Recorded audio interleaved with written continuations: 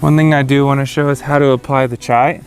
So when you sink your opponent and they push back on you, the Tsai becomes very easy, like bouncing a basketball.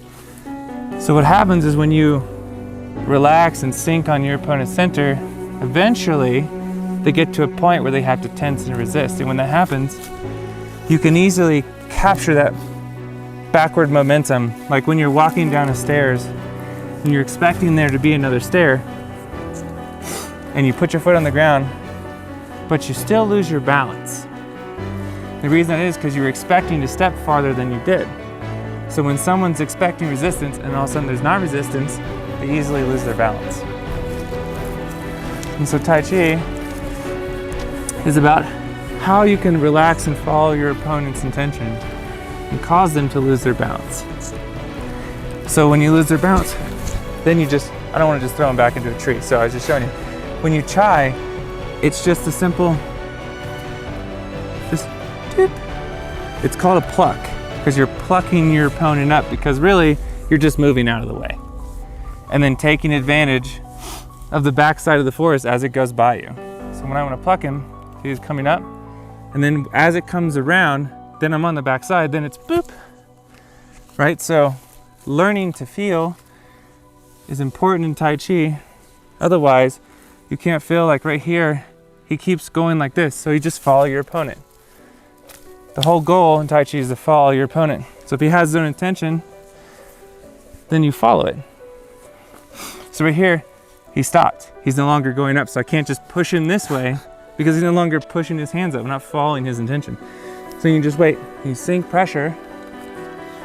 And then once you're gonna pressure, Tsai is my favorite because it's the easiest to apply. But if they collapse, like right here, you just on.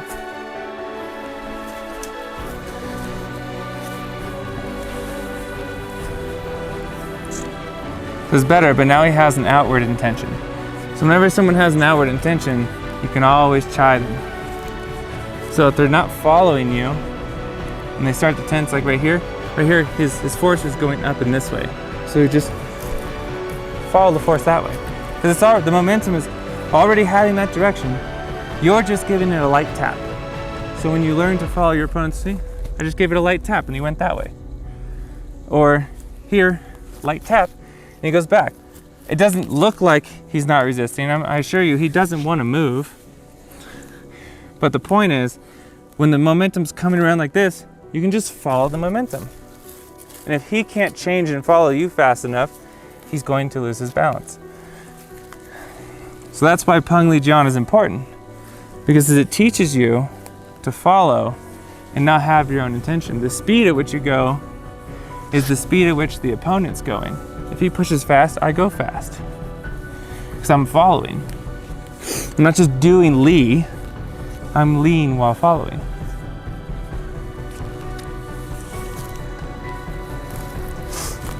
Let's change.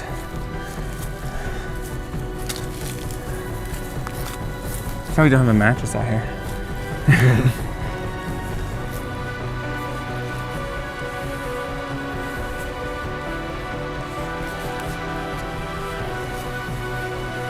So another angle to Tsai is watch right here. Oh, that time he didn't do it.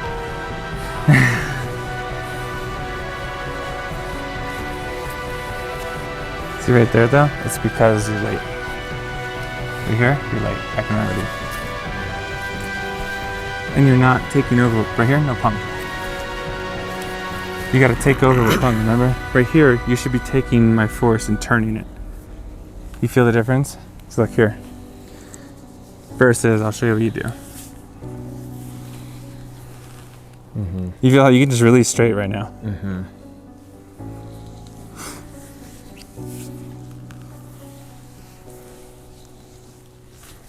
But right here, now you had your own attention. So here, go up. Like you're just going instead of following. So here, now take my force and then move it. Make sense? Yeah. That's what you should be focusing on. How can I stay connected to my opponent's force just enough that I can move it? Now I'm making it real big so you can do it, But this is the feeling, like, you see how like I don't disconnect? One takes over for the other. You feel how there's always this slight pung into your force? Yep, just the constant, it's like spiraling. Just enough to stay connected. Yeah. So if I take the pung away, you feel no more connected. Right here, you could easily just push. But if we go back, feel the difference? Now I disconnect again. I'll just do the movements without being connected. You feel the difference? Now connect.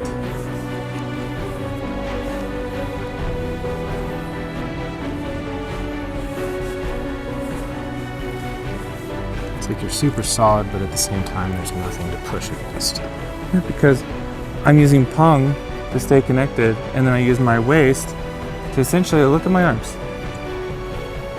See how my elbows really aren't even moving? It's like everything is being controlled with the waist. From like, because really you can keep your elbows in the same position, and then you just use your waist, like watch, push. See, look what's turning. Are my hands really moving? They're not. See? They're relatively the same position. You're not keeping the pung out, so that's why you find it very difficult. Here, out. You have to keep the pung out right here. So you should have already been up. See? Look what happens when you sink. My hand was already there and took over. So watch again and feel. So right there, this should be up and coming out. Just like this posture. Make sense? That's why it's called Peng. Because the Peng is what allows you to stay connected and follow your opponent's force. It's how I can feel what you're doing. You should feel it running in. That's how you even move a little bit. Because I put you strong, then you move. Yeah. A lot of those times, I can feel that, like, it's like my tendons are like strained in here. I can feel that, like, yeah, no, there's no power there. I can just feel like I don't have that connection. So I need to practice, elbows down. And then you need to connect this to this. Yeah. That's your main problem. Yeah, so I'm not using the shoulder as much. You don't have strong enough Peng to connect. Yours is more like this. You're semi-connected, but do you feel the difference? Like you can push, semi-connected. You feel instantly. You should feel my shoulder tense up when you push. Now when I connect it, keep pushing the same. Feel the tension. See how it's gone? Because what I did was, you're basically somewhat connected from the waist to the fingertip, but you're not doing this. You're not taking from the waist, going down and then coming to the fingertips.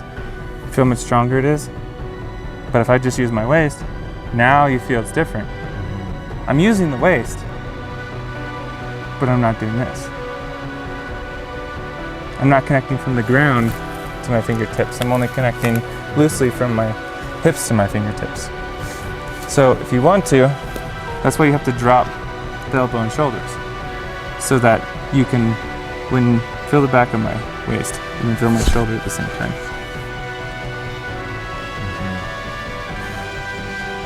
You feel the relationship?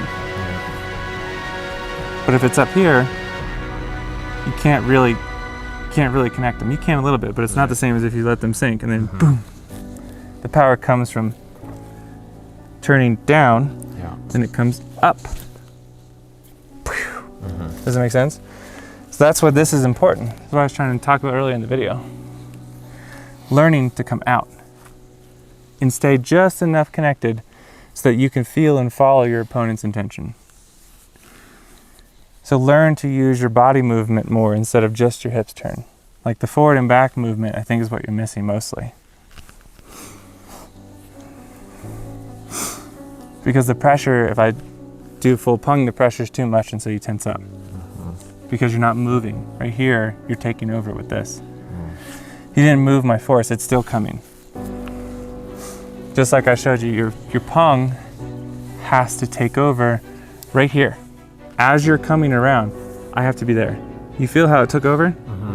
Now it's going that way? That's what you're aiming for with that, and that's what you're missing. That's what allows me, I can literally just on you right here. I can just let go. Because I already sunk. As I'm sinking, then as I get here, that's when you take over. Does that make sense on the timing?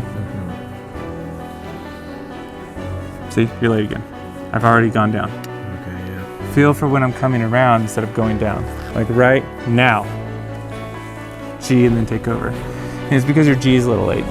G should happen now, but over here. And then as you G, see how it gives you more room?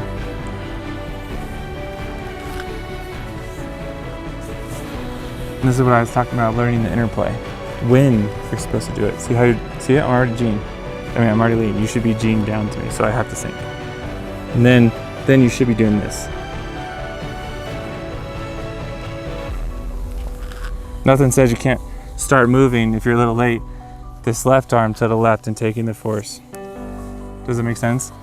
You have to take over with the other arm so that frees it to Lee. Okay. Tired? Yep. I'm not even tired, but my arm hurts. Your arm hurts? Yeah.